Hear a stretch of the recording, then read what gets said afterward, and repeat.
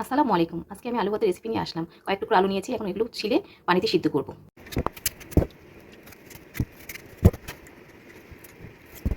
আলুগুলো ভালো করে কেটে ধুয়ে সিদ্ধ করে দেবো। এখন চুলার জাল অন করে দেবো আমি। ঢাকনা দিয়ে দেবো সিদ্ধ হওয়ার জন্য।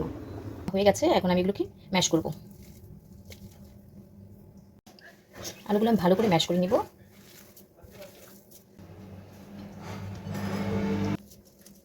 কাঁচা পেঁয়াজ দেবো,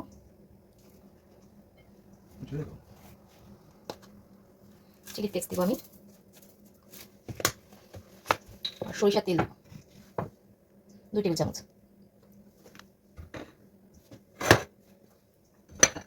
ভালো করে এটাকে ম্যাশ। এখন আমার এটা হয়ে গেছে মিক্স করা। এখন আমি ধনেপাতা দিয়ে দেবো। আলু ভর্তাটা হয়ে গেছে।